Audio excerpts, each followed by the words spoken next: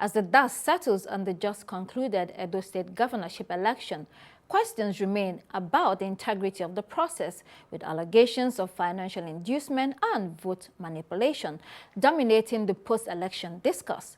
To help us unpack the key issues and the potential impact of the election results on Edo's political landscape, I have in the studio an election observer, Nwagu. He is also the chairman, Partners for Electoral Reforms, and Dr. Iyobosa Uwugiaren. He is the editor, Nation's Capital of This Day newspaper. Thank you, gentlemen, for joining us. Thank you very much. Let me start with you, Dr. Uwugiaren. Edo State is your home state, and you've traveled recently to Edo to see things for yourself. It has been a few weeks of intense, activities, hasn't it? Absolutely, you are right.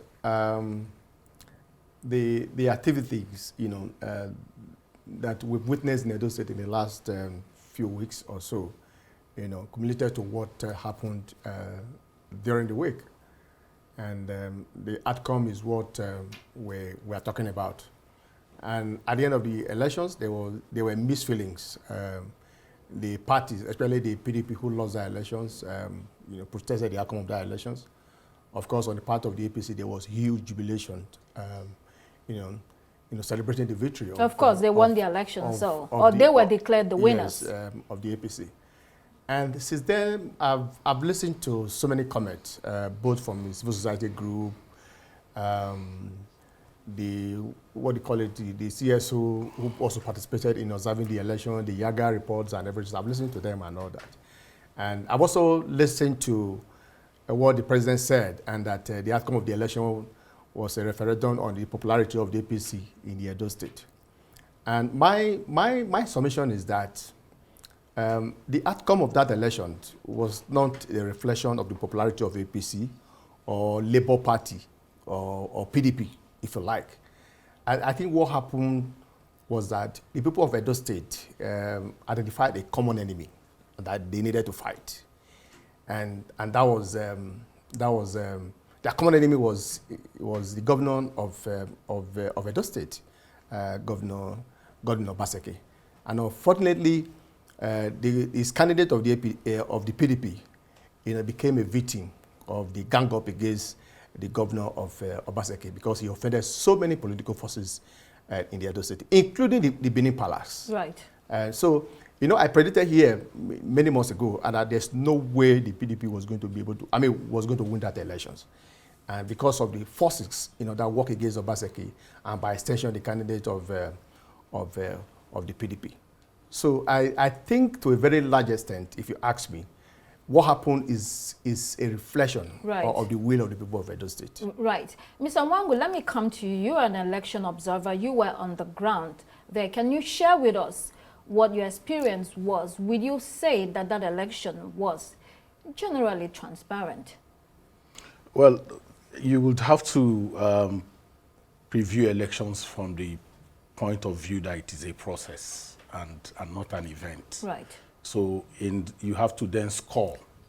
You will talk about early, whether the polls opened on time. The official time for opening of polls is 8:30 a.m. And we do know that 17% of polling units opened at about 8:30. And then from then on, you had issues in some parts of Edo State where materials could not get on time. But INEC mitigated that immediately by extending the time for voting to ensure that everyone. So when you talk about opening of polls, you will say that it went relatively peaceful. Accreditation and voting also went on very well. The beavers, according to different reports, had performed in more than 95% of the polling units where it was deployed. And so counting also went on very well. The downside was the obscene use of money, which you call vote buying. And you would piggyback just a bit to 2016, underscoring the fact that it was in 2016 when Godwin Obaseki became the governor that we began to see brazen use of money. And in that 2016, he was a beneficiary of that in 2016. In 2020, so Edo State ingloriously became notorious for the use of money, commodification of votes. So that is in terms of, because you raised issues around integrity. Yes. That's diminished the integrity of that process. But like I said, you have to understand that you are dealing with different components of this. And then you get down to collation, where you had attempts to intimidate electoral officials and all that. And you even saw the governor coming in on at ungodly hour of the night, when you are not a party agent and all of that, say you want to ask the resident electoral commissioner questions. All those were deep. They were deep in the integrity of the process. So all that you've said here shows that democracy is being undermined, blatantly in Nigeria. Do you have hope that this is going to change at all? I don't think that democracy is being undermined. Right. So what's happening? Vote buying is a consequence of reform. Right. So, but doesn't that undermine, or isn't it problematic for genuine democracy to take root? Well, if you allow me to lay a canvas for this, we got to where people are buying voters from where? How did we get there? We got there from where you are going to vote, and the result of where you'll be voting will be announced. That's where we came from. We came from a situation in which ballot papers were handed over by unscrupulous INEC officials to politicians in their homes. That's where we are coming from. Today there has been incremental, so power has been restored to the people, and the politicians have, like you people have been saying since morning, weaponized poverty in a way now that they go to the polling units and buy the voter. What we then need to do is to begin to push them. We've successfully pushed them out of the precincts of the polling unit. Now, this vote buying no longer happens right there at the polling unit. In fact, a friend of mine described it as spiritual vote buying. You know it's going on, but you cannot even directly pinpoint where it's going on. People now station cars very close to polling units. It's now a question of law enforcement.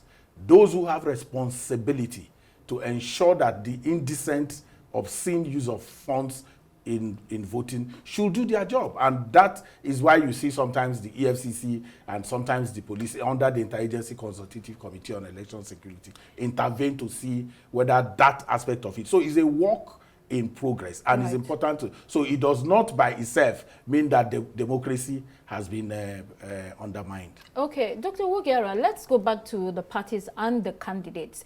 There were obviously a lot of infighting within the PDP, which affected them. This is a totally a big loss for them. But the candidate of the APC, Mr. Monday Okwebelo, isn't exactly an extraordinary candidate. Do you think this will be a dramatically different government? What are you expecting from that administration? Well, I think I've heard so many comments about the guy, but the truth of the matter is that whether we like it or not, Edo State is a very sophisticated state, especially the electorate when it comes to taking the decisions. And that is the beauty of democracies. Whether you like him or not, the people have decided that that is the person they want as a governor of Edo State. Do you think the people really decided, or vote buying played a big role, or the federal might played a big role? What do you sincerely believe happened there? Like I said, the outcome of that election, to a very large extent, is a reflection of what the people wanted. And I give you an example. And it was not about the candidate of the PDP or the candidate of Labour parties. I listened to him about a few minutes ago when he was talking about what happened. Whether we like it or not, I think before the election, during the primaries, there was that near consensus among the people of Edo State that this time around, the governorship person should, the governor should come from the Edo Central. So Akpata is coming from Edo South, where Obaseki is from. And having served 8 years, there was that near consensus that the power should go to Edo Central. And that is why the APC and PDP, produced their candidate from that senatorial districts. So to a very large extent, Akpata was not in the race at all. It's just this opportunity to introduce himself to politics, and he ran a very good campaign. He did very well in terms of articulating his manifestos, trying to sell his to the people of Edo. So he did very well. But of course, the Edo people have made up their mind that the power must go to Edo Central. So it was between APC and the PDP. Now, for the PDP candidate, give it to him, very refined persons, well experienced, But at the end of the day, it was as if it was Obaseki that was in the ballot because of his trouble with so many political forces. Like, for example, within the PDP, there was a division between Danobi-led faction of the PDP, and in that faction, you have a very strong political forces, including serving members of House of Reps, Ihama, who is very popular in the Edo South. So, and that work against the APC. And coupled with the fact that in the APC, you also have a very strong political forces like former governor of Edo State, Comrade Adabo Shomole. You have Pastor Izeyamu. You have former governor, deputy governor of Edo State, Pastor Odubu. And coupled with the fact that the Obaseki spent 8 years fighting the Benin Palace. And if you know the culture and the tradition of the people of Edo State, after God, the next person to them is the Oba of Benin. And if you touch him, if there's any indication that you are fighting the Oba of Benin, it's like you are fighting the entire people of Edo State. So at the end of the day, and that was why in the beginning of the PDP campaign, they tried to play down the involvement of the governor of Edo State because they know it was going to affect them. But it got to a point, he could not stay back. He joined the race. So it was as if it was Governor Obaseki that was in the race, and the people of Edo State, knowing fully well what the governor did in the last 8 years, and they identify him as a common enemy, and that must be fought by all means necessary. Right. So what happened, as a matter of fact, was the governor of the candidate of the PDP became the victim of Obaseki's action or inactions in the last 8 years. Right. That's what happened. Yes, Mr. Nwagu, when you listen to all of this, from your experience, how does this election compare with previous ones in Edo State? Remarkable improvement in terms of what we have already identified. Voter PVC collection rates increased, but it did not mean, increase in voter turnout. Yeah, exactly. And that is also the pattern. It's a pattern from at least 2016 when I started getting deeply involved in, observing election in the state. So you have high PVC collection, but, on E-Day, election day, there are very many reasons which are textbook for which people may not necessarily want to come out to vote. No, but some of them are. You can share that with us. Yes, so you can talk about the fact that the PVC is an ID card. Many people, and it's free. It's given to them free of charge, unlike driver's license or passport or other, that you have to pay some money. So people just take advantage of the registration period to get an identity card that is official. That's one reason. The second reason is that the challenges, democracy, a lot of people do not believe that this democracy is working in their interest. Yes. And they are beginning to really challenge whether, we should even continue with democracy. And some of them are voting, they are voting by not voting. They are voting for something else that is not what we are doing. So that's also key. You can also define the fact that voting in our country is not compulsory. It is voluntary, and there is that aloofness. Some people don't even care whether anybody is in government, or because we are government by ourselves, we provide water. In many cases, we provide our own electricity. In fact, we pay, because public schools have collapsed, public hospitals have collapsed. So there is privatization in the sense in which people no longer even commit to, whether there is government or no government. So some of those reasons are there. But whatever it is, your not voting is a voting. Yes. You have voted for something. And whether you like it or not, there is going to be a governor in Edo State, and his policies will have consequential implications for how it is going to be for you in the next. So that's number one. Then the bigger implication, again, for this election, something that is very positive, is the way we saw the presence of security agents. More than at any point in time, 35,000 policemen and other, security agents policing the environment in a way that you did not have the Armageddon that a lot of people felt the election was going to be. It became peaceful to the extent that we saw it. When you are going to Edo State for election, people ask you whether you have insurance. Right. But we didn't see all of that. The police, security provisioning was top-notch. And we saw that, and we have to commend them for it, which we didn't see. But for the fact that they sometimes, looked away during the whole commodification of the votes, is another issue that has to do with the state of the nation, the hunger and the privations that we know. Dr. Uwugiaren, very briefly, what do you think are the chances of Labour Party? Do they have a future in Edo State? Well, taking into consideration what happened in the last general elections, as I speak to you, the senator representing the biggest senatorial district, I'm talking of the Edo South, is contested under Labour Party, and he won. And whether we like it or not, in the last general elections, apart from the Southeast, Peter Obi got the highest vote from Edo State, very huge vote.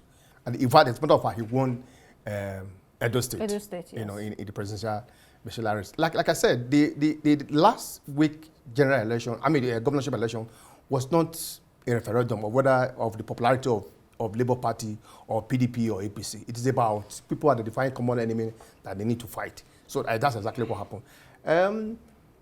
In Labour Party in Edo State, I think they need a very well organized structure to be able to push that party in Edo State. Because in the last election, it was not the fact that Labour Party was popular in Edo State. People who voted for Obi were from across political parties. Right. And that is why even in the last Saturday election, Peter Obi was even very reluctant to campaign for Akpata, because he knew that he was going to offend so many people. I'm talking of his supporters in the PDP and in the APC. But I think it took the interventions of so many forces to get Peter Obi to campaign for Akpata. Right. They have a chance, to improve on the structures of the party and see how they can manage that very well. But unfortunately, the crisis at the national level of the party definitely is also affecting the party machineries in Edo State. Don't forget that the embattled chairman of the Labour Party is from Edo State. I'm talking of Abure. It's also from Edo State. Right. So that one also affected them in the last governorship elections on Saturday. Dr. Iyobosa Uwugiaren, Mr. Nwagu, thank you so much for joining us on the program. Thank you very much. Well, that's it for this edition of Arise Prime Time. Do join us again tomorrow. From me and the entire team here in Abuja, goodbye and thank you for watching.